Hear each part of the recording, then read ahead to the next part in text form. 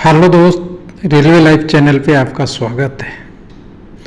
सटीक सही जानकारी के लिए रेलवे लाइव चैनल को सब्सक्राइब करें। तो हम लोगों ने कल बात कर लिया था कि परसेंटाइल बेस जो कैलकुलेशन है उसमें तो कोई चेंज नहीं हुआ है। मैंने पूरा एक्सेल शीट में कैलकुलेट करके देख लिया है। चेंज जो हुआ है, एक कैंडिडेट जो परसेंटाइल स्कोर से ज़्यादा नंबर लाएगा और एक कम लाएगा, दोनों का फार्मूला में चेंज हुआ है। लेकिन यहाँ पे एक चीज़ और बता दें, सारा चीज़ क्लियर कर देंगे। आपका नंबर और आपका सिलेक्शन पूरा बेस शिफ्ट पे डिपेंड करता है। ये बेस शिफ्ट मैं हाईलाइट कर रहा हूँ, इसे देख लीजिए। बेस शिफ्ट पे ही सारा फार्मूला है आपका। तो बेस शिफ्ट को आपको जानना होगा, और बेस शिफ्ट को हम अगर कैलकुलेट करके देख रहे हैं तो सबका नंबर एक्सेल में हमने डालने पे एक फार्मूला डिराइव करके देखा। अब एग्जैक्ट डाटा तो आ नहीं सकता, वहाँ पे लाखों कैंडिडेट होंगे, यहाँ पे 2-4 नंबर डालिएगा तो पूरा एग्जैक्ट डाटा तो नहीं आएगा। लेकिन लमसम पे हमें एक कैलकुलेशन जो दिखने के मिल रहा है वो आपके साथ यहाँ पे शेयर कर रहे हैं। कैलकुलेशन कैसे किया है, तो हमें यहाँ 5 वेरिएबल चाहिए। देखिए, एक तो एक्स कैंडिडेट का परसेंटाइल स्कोर है, ये चाहिए। दूसरा x2, एक तीसरा x1, चौथा y2 और पांचवा y1 चाहिए। और इसमें केवल कैंडिडेट का स्कोर फिक्स है, परसेंटाइल जो ये पहले फार्मूला से कैलकुलेट कर लिया है। पहले फार्मूला क्या है, परसेंटाइल बेस्ड नॉर्मलाइजेशन, यानी खाली परसेंटाइल स्कोर तो कैलकुलेट कर लिया, लेकिन आपका परसेंटाइल और स्कोर का नॉर्मलाइजेशन मार्क्स जब कैलकुलेट कर रहा है तो 4 वेरिएबल जो चाहिए, x1, x2, y1, y2, ये सारा बेस शिफ्ट का स्कोर है। आपका इसमें कोई लेना देना नहीं है, तो इसलिए इस पे ज़्यादा दिमाग लगाइएगा तो किसी से भी एक्चुअल डाटा नहीं आएगा, हमसे भी नहीं, आपसे भी नहीं। लेकिन इसको समझने के लिए अगर इसको करें तो इसका कहने का मतलब है, बेस शिफ्ट लाने का एक ही मकसद है कि कैंडिडेट का स्कोर एक जगह आ जाए, सभी लोगों कैंडिडेट का स्कोर एक जगह आ जाए, जिससे कैंडिडेट का पता चल जाए कि क्या उसका स्कोर बनेगा। तो उस चीज़ को देखिए, उसको हमने करने के लिए ये फार्मूला एक मेहनत करके थोड़ा सा इसको डिराइव किया है।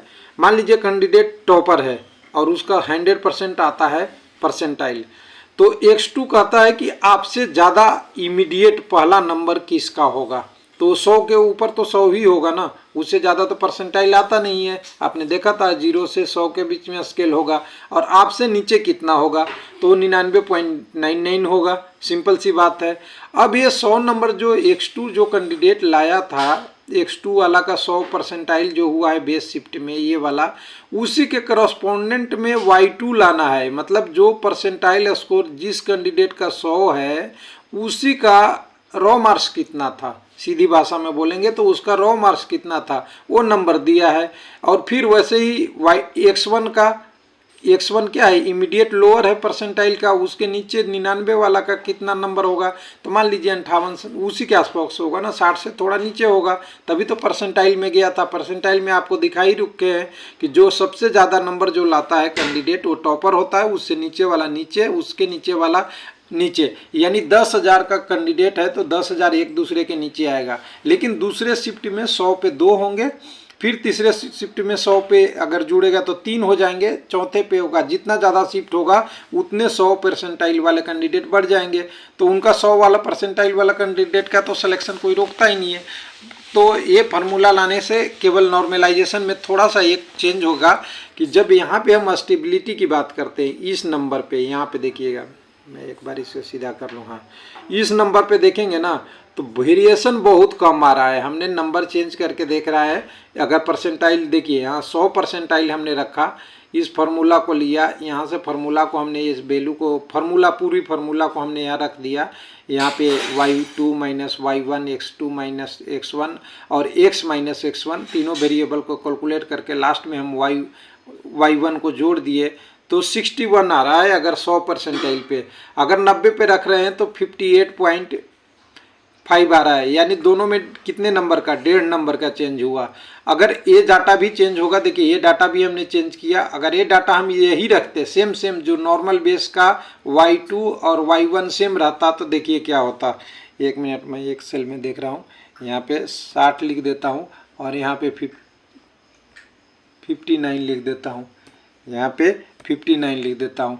तो इस कंडीशन में देखिए कैंडिडेट का स्कोर एकदम बिल्कुल आके चिपक गया 61 वाले के पास। देखिए वेरिएशन 0.5 का रह गया। लेकिन ये कैंडिडेट है कि ये भी डाटा जब एक्चुअल कैलकुलेशन होगा तो ये भी चेंज होगा, ये भी चेंज होगा, ये भी चेंज होगा, ये भी चेंज होगा, यानी x2, x1, y2, y1 चारों डाटा हमेशा चेंज होते रहेंगे। केवल आपका x का डाटा कैंडिडेट का है वो भी चेंज होगा, तो उस x का डाटा चेंज होगा 100 से लेके 0 के बीच में। उसी तरह से आपका x1, x2 आपके स्कोर के साथ चलते जाएगा। तो यहाँ पे जो ये कैंडिडेट का डाटा डिटेल है वो करीब करीब वहीं के वहीं फिक्स रहेगा। लेकिन अब एक समस्या एक और है कि ये तो कैंडिडेट का था कि जिनका जो percentile score greater than minimum percentile base shift से था। लेकिन एक और भी फॉर्मूला तो यहाँ दिया है, वो फॉर्मूला दिया है आपका किसका, वो कैंडिडेट का उसका दिया है जो कैंडिडेट का क्या था आपका लेस देन था, उससे कम था, तो y1 से माइनस करने की बात किया था।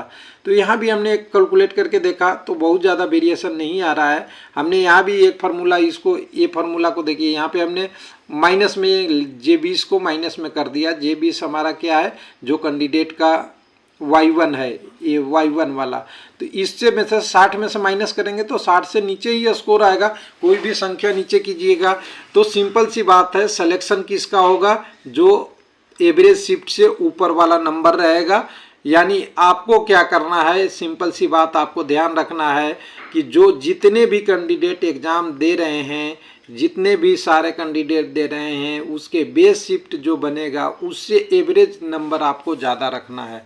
और अगर ज़्यादा रखते हैं तभी चांस है। अगर एवरेज यानी ये 60 अगर एवरेज बेस शिफ्ट का आ गया, यानी सारे शिफ्टों का, उससे अगर आपका नीचे होता है तो सिलेक्शन मुश्किल होगा, मेरा ये मानना है। बाकी आप कैलकुलेशन करके देखिए, ये फार्मूला में डेंजर कंडीशन एक ही हमें दिख रहा है कि जो बेस शिफ्ट है उससे आपका वेरिएशन, यानी आपका नंबर बहुत ज़्यादा रहा या उससे बेस शिफ्ट से ऊपर रहा तो आपका तो सिलेक्शन पक्का है। लेकिन नीचे वाला एक भी कैंडिडेट का सिलेक्शन होने की चांसेस नहीं है और उसका नंबर और बेस शिफ्ट से कम होते जाएगा। दोनों हमने फार्मूला डाल के देख लिया।